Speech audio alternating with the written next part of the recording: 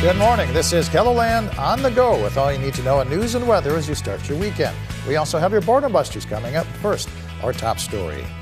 Sioux Falls police have arrested a suspect in connection with a homicide investigation from over the summer. Police say 32-year-old Walter Deshaun Stewart of Sioux Falls was taken into custody Friday on charges related to the Dunham Park homicide in August. He's been charged with 1 count of first-degree murder, 1 count of attempted murder, and 2 counts of aggravated assault. He's being held on a cash-only bond of $1 million. Now, this case goes back to August 25th when police were called to Dunham Park for a report of gunshots. A total of 4 people were shot, and 29-year-old Joshua Allen was killed. We expect to learn more about the arrest at Monday morning's police briefing, which we will carry live here on KELOLAND.com beginning at 10:30. The owner of the Wildflower Academy in Sioux Falls is now officially charged with child abuse. 44-year-old Amitria Christian faces 1 count of abuse or cruelty to a minor. She appeared in a Minnehaha County courtroom Friday where her lawyer entered a not guilty plea on her behalf. According to court papers, there's video of what happened there in August, the video purportedly showing Christian hitting an 11-year-old boy in the head. Christian's lawyer told KELOLAND News that he would not comment on the case and that he was advising his client to not talk to the media. U.S. Senator John Thune is back home in South Dakota just days after being elected the new majority leader. Thune tells KELOLAND News there's a lot of work to do to get President-elect Trump's cabinet choices approved in the Senate. He says Trump received a big mandate from the American people on Election Day. In my view, in politics, you listen to the voters. And the voters in South Dakota spoke in a big way, the voters across the country. It was historic, both on the Electoral College side and as a popular vote. These were numbers we hadn't seen in decades. Thune will officially become majority leader in early January when the 119th Congress convenes and new members are sworn in. Many local voters say Thune's rise up the Senate leadership will be a benefit to the state as long as he relies on his South Dakota common sense. Customers we spoke with during brunch Friday at Josiah's Coffee House in downtown Sioux Falls say they hope Thune won't simply be a rubber stamp for Trump administration appointments. I think if Senator Thune doesn't question a number of these appointments, that's what we're going to get. We're going to get a yes person in a lot of key important roles, and that's just not good for our country. It's not good for any business or corporation in my mind. Some people we spoke with don't think South Dakota will benefit all that much since both Thune and Governor Kristi Noem, who's President-elect Trump's pick to be Homeland Security Secretary, have already been in the national political spotlight for a long time. Let's take our first look at the forecast now. Meteorologist Adam Rutten in the Storm Center. Good morning, Adam. Good morning, Perry, and good morning, everybody. It is a mainly quiet start to the day out there. We had a couple of little sprinkles in southeastern KELOLAND that tried to make their presence known, but a little, if any, of that actually made its way to ground level. Overall, though, it's been a mild start to the day in Sioux Falls. There's Falls Park, 48 with a south wind at 19 miles per hour. And it's also been pretty warm up in Aberdeen, 47 with a southerly breeze at 14 miles per hour. But as you head west, it gets cooler. 34 in Pierre with a west wind at 6 miles per hour, and 37 out in Rapid City as they're just getting ready to start the day with a north wind at 7 miles per hour. There's the split where we have the southerly flow. We're in the 40s and near 50 East River, but 30s, though, out to the west.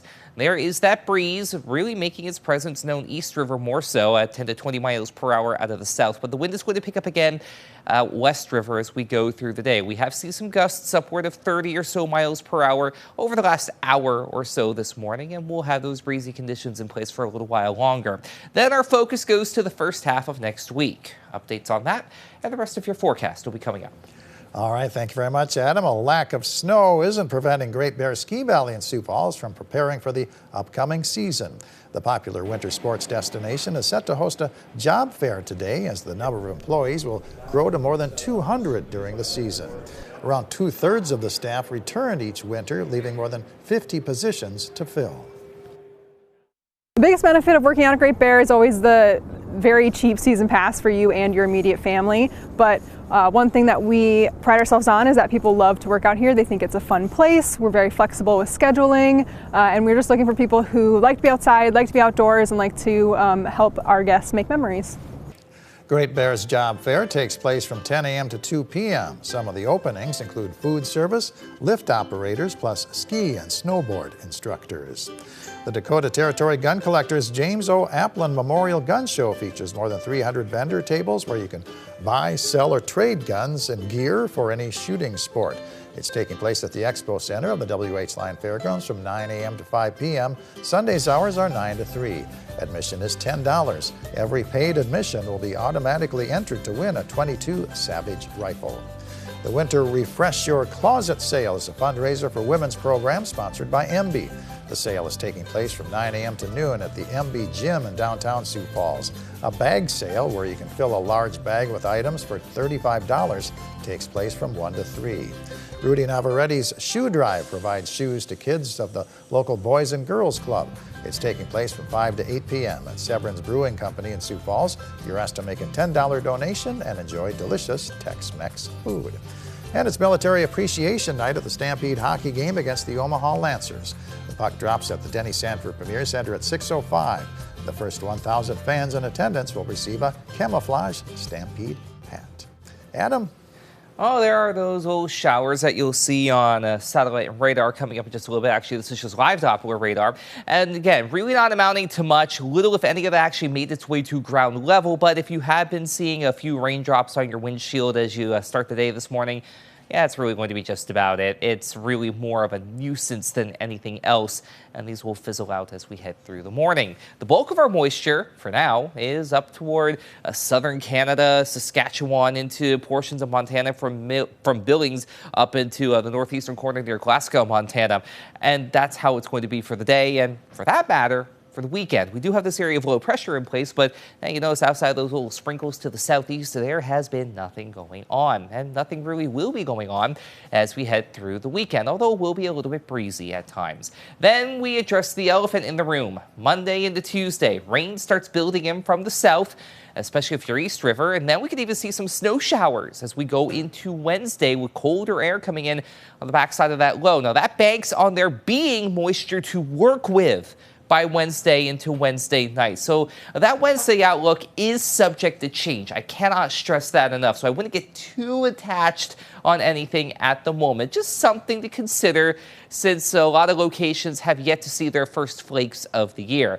Now through Tuesday morning, yeah, we are going to be looking at a decent bit of rain. Not so much to the west, a tenth of an inch or less, but where this shield of rain really sets up shop, half inch or more, not out of the question through Monday night and into Tuesday morning as well. And then we get that Wednesday outlook. I mentioned there is that potential for at least some snow showers. This is through Wednesday night into early Thursday morning, the chance of at least an inch of snow or more.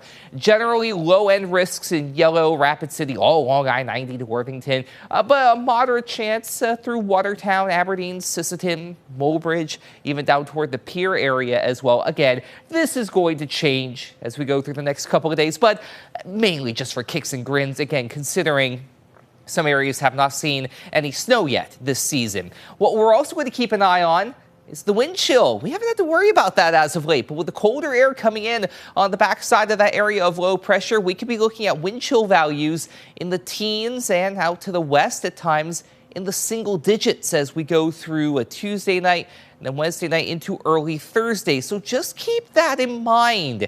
Yes, today we're going to be mild, especially in eastern and southeastern KELOLAND, but that's not going to be the case by the second half of the week. Overnight low temperatures tonight, 20s out west, low to mid 30s to the east. We'll get right to that 7-day forecast, which features rain, especially later in the day, Monday into Tuesday. Some snow showers possible on Wednesday, depending on what kind of moisture we have left over. We're warm on the weekend. This is actually where we peak in the 7-day forecast.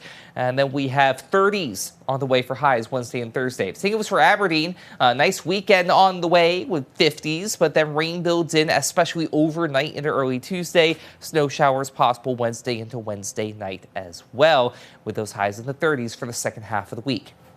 In Pierre, great weekend weather on the way. Plenty of sunshine, mid to upper 50s, a little bit windy today. Then rain builds in late Monday into Tuesday. Some scattered light snow showers possible on Wednesday to Thursday with highs on either side of 40. And for Rapid City, 49 today, but we do warm up on Sunday. That's arguably the pick day of the week out that way. Some scattered showers late Monday, then some scattered snow showers possible Tuesday and Wednesday before we quiet down by the end of the week. Have a great day, everybody. For more on your local news, weather, and sports, you can always head on over to KELOLAND.com.